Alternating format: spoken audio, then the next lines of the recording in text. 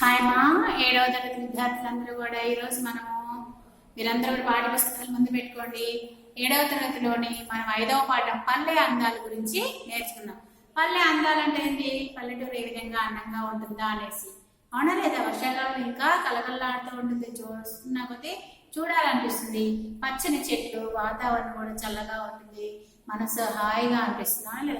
మరి మనకి ఈ పల్లె అందాల గురించి ఈ రోజున మనం నేర్చుకుందాం.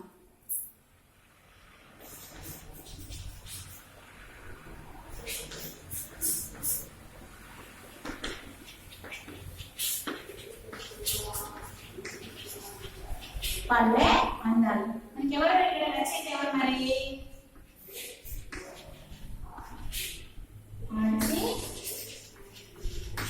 వెంకటాచార్యులు.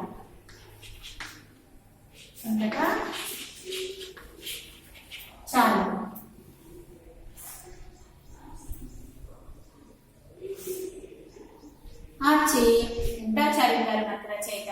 ఇక్కడ చూడండి, పేజీ నెంబర్ 42. పేజీ నెంబర్ ఏంటి? 42లో చూడండి. అందరూ కూడా బొమ్మను చూడండి, ఆలోచించండి, మాట్లాడండి అండి. ఈ బొమ్మలో ఏమేమి కనిపిస్తున్నాయి మనకి? సూర్యుడు ఉదయించాడు, పక్షులు ఆకాశం ఎగురుతున్నాయి, చెట్లు, ఊరు, దారిలో మనుషులు నాగలు పట్టుకొని బండి కట్టుకొని వెళ్తున్నారు, నాగలు మోస్తున్నాడు, వాహనాలు వెళ్తున్నాయి, సైకిల్ మీద వెళ్తున్నారు, రకరకాలుగా. ప్రొద్దునే తెల్లవారుతుంది, తెల్లవారే కానీ పల్లెటూరులో ఉన్న ప్రజలు కానీ ఎక్కడైనా కానీ చక్కగా పొలాలు వెళ్ళే వాళ్ళు పొలాలు వెళ్తుంటారు. పాడి ఉన్న వాళ్ళ ఇంటి దగ్గర గేదెలు కానీ ఆవులు కానీ పశువుల దగ్గర కానీ శుభ్రం చేసుకోవడం, పాలు పెట్టుకోవడము.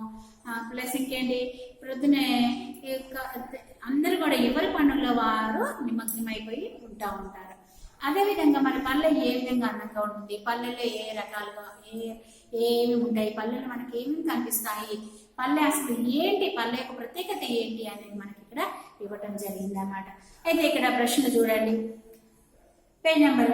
ఆ బొమ్మను చూడండి, ఆలోచించండి, మాట్లాడండి అని ఉంది. పై బొమ్మలో ఏమేమి కనిపిస్తున్నాయి? మీరు చూసిన పల్లెకు బొమ్మల్లోని పల్లెకు తేడా ఏమిటి? పల్లెల్లో ఏమేమి ఉంటాయి? మీరు ఓన్గా థింకింగ్ చేయండి. అక్కడ ఆ బొమ్మను చూసి ఆలోచించండి, మాట్లాడండి. అలాగే పాఠం ఉద్దేశం.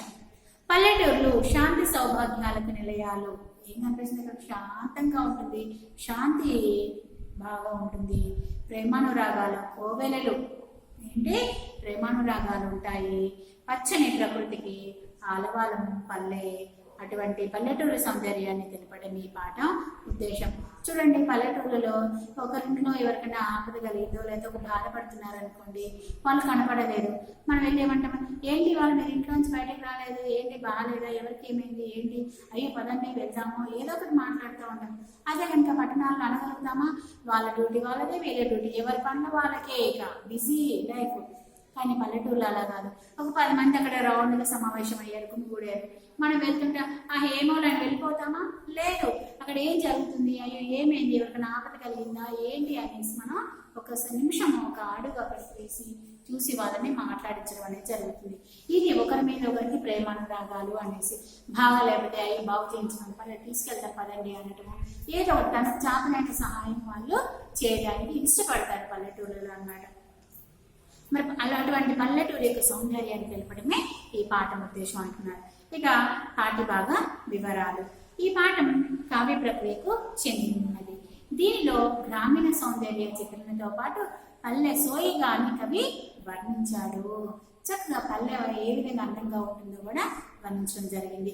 ఈ పాఠ్యభాగం వెంకటాచార్యులు రచించిన మా ఊరులకు కావ్యంలోనిది, చిన్న కావ్యంలోనిది అన్నమాట. మా ఊరు అనే టాపిక్ ఇక్కడ.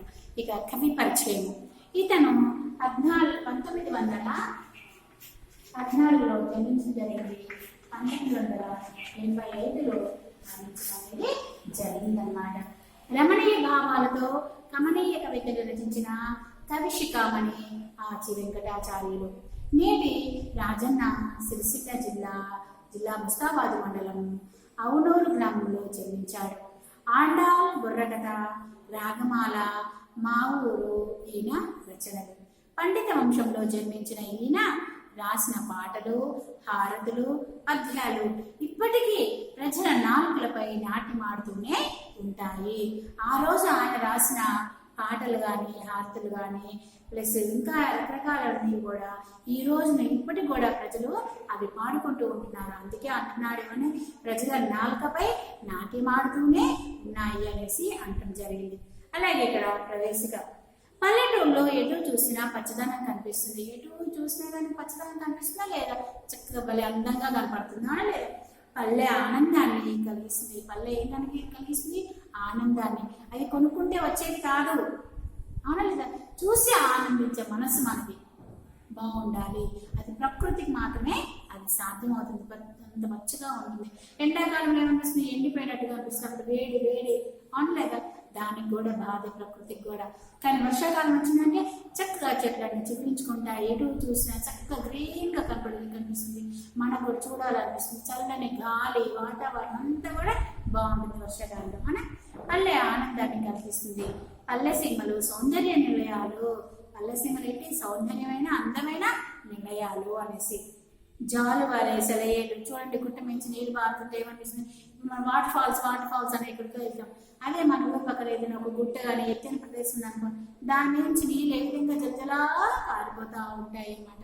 జాలువారే సెలయేళ్ళు, చెరువులు వర్షాకాలానికి చెరువులన్నీ నిండిపోతాయి.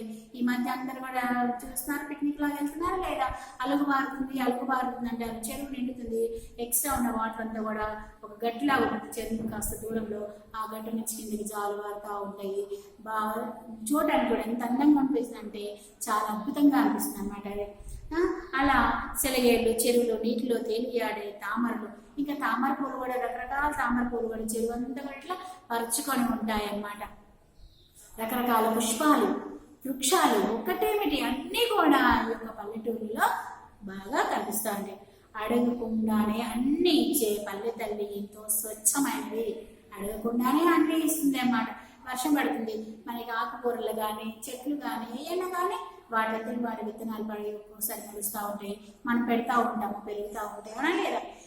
అలాగే అడగకుండానే అన్నీ ఇచ్చే పల్లె తల్లి ఎంతో స్వచ్ఛమైంది. గ్రామసీమల సుందర దృశ్యాలు, అక్కడి వ్యాపార విధానాలు, వివిధ వృత్తుల వారి జీవనం ఎంత నిష్కల్మషంగా ఉంటాయో ఈ పాఠంలో మనం చూద్దామనేసి చెప్పడం జరిగింది. అదేవిధంగా పేజ్ నెంబర్ 44 తీయండి. పేజ్ నెంబర్ 44లో చూడండి. అందరూ కూడా చక్కగా మనకి ఇక్కడ చూడండి ఎంత చక్కగా కనిపిస్తుందో.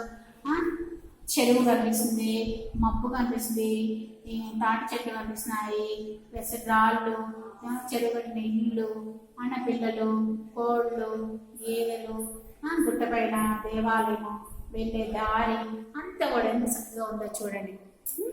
అలాగే చూడండి మొదటి పద్యం పార్ట్ 1లో ఊరి ప్రక్కన గన్పట్టు నుదుగులేని నిండు గంగాలముల వంటి రెండు చెరువులొక్కటే అని చెప్పుచునుండే నడుమగలసి ఉన్నట్టు ఎలుగుల గడుసుదనము. ఊరి ప్రక్కన గన్పట్టు నుదుగులేని నిండు గంగాలముల వంటి రెండు చెరువులొక్కటే అని చెప్పుచునుండే నడుమగలసి ఉన్నట్టు ఎలుగుల గడుసుదనము.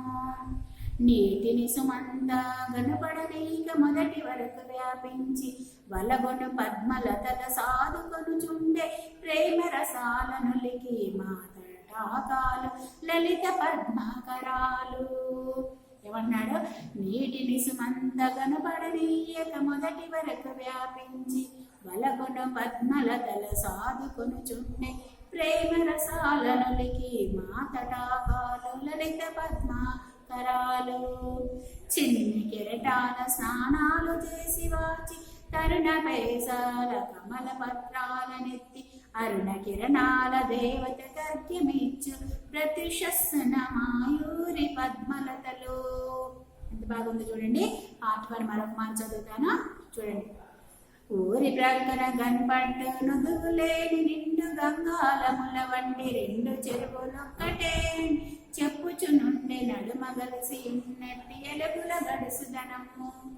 నీటిని సుమంత గనుపడనీక మొదటి వరకు వ్యాపించి వల కొల్లగొన్న పద్మలతల సాగుకొనుచుండే ప్రేమ రసాలనులికి మాతడాకాల పద్మ లలిత పద్మాకరాలు లలిత పద్మాకరాలు చిన్ని కెరటాల స్నానాలు దేశి వాచి తరుణ పేసల కమల పత్రాల నెత్తి అరుణ కిరణాల దేవత కర్క్యమిచ్చు ప్రత్యుషస్తున్న మాయూరి పద్మలతలో.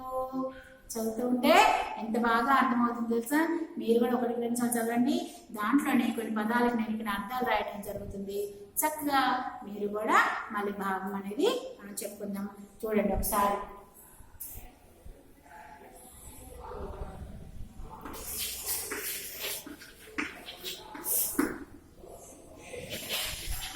వధువు లేని, వధువు లేని అంటే సమృద్ధి లేని, సమృద్ధి లేని. నడుమ అంటే మధ్యలో,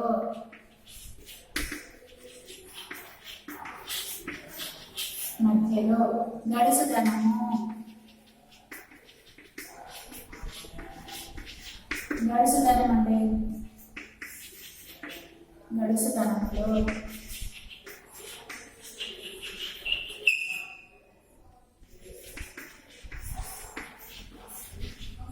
పద్మలత, పద్మలత అంటే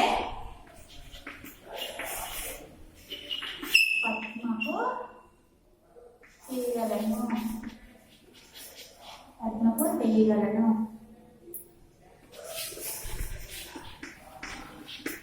సాగులను పోషిస్తున్నాయి. సాగుతున్నామంటామా లేదా? అలాగే. తడాకాలు,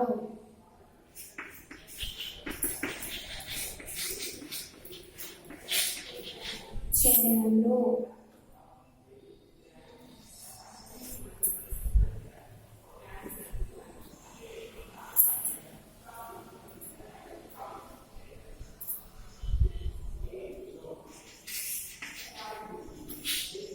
బాచి, సంధ్య వందనం చేసి, సంధ్య వందనం చేసి.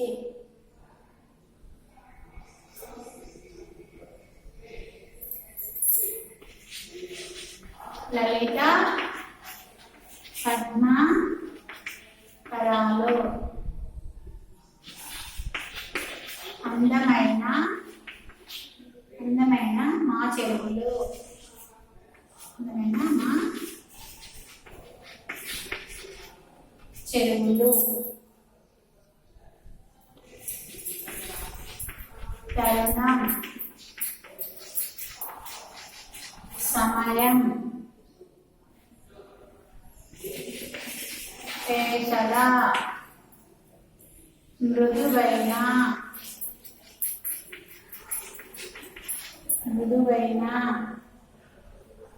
అరుణ కిరణాలు, అరుణ కిరణాలు. ఎర్రని కాంతి గల,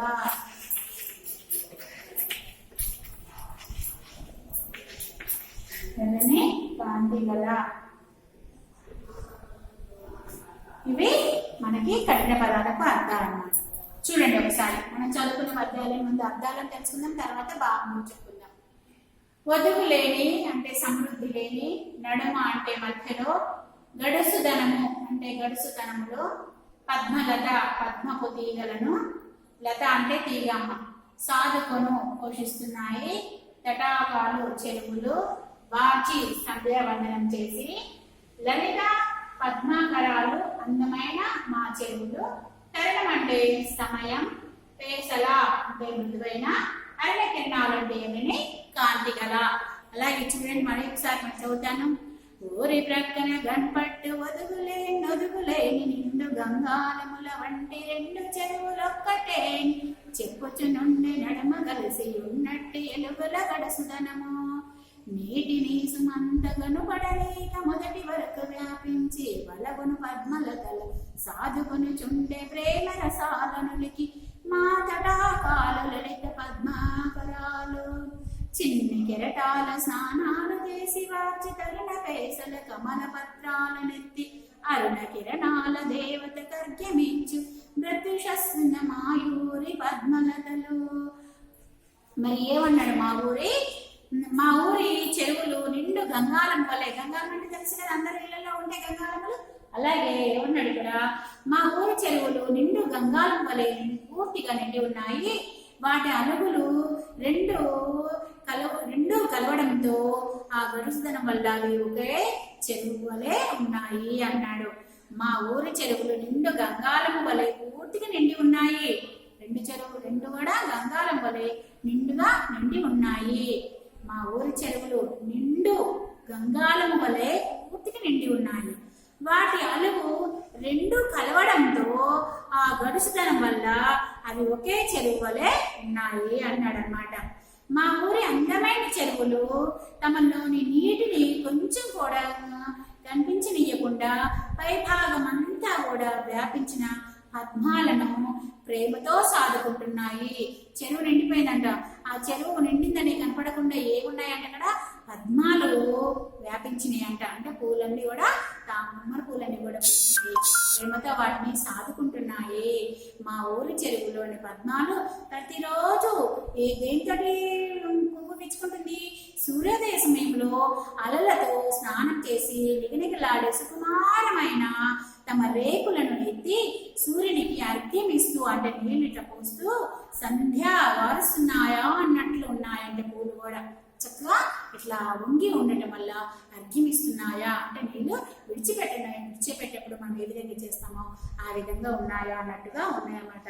చూడండి, మా ఊరి చెరువులు నిండు గంగాల వలె పూర్తిగా నిండి ఉన్నాయి.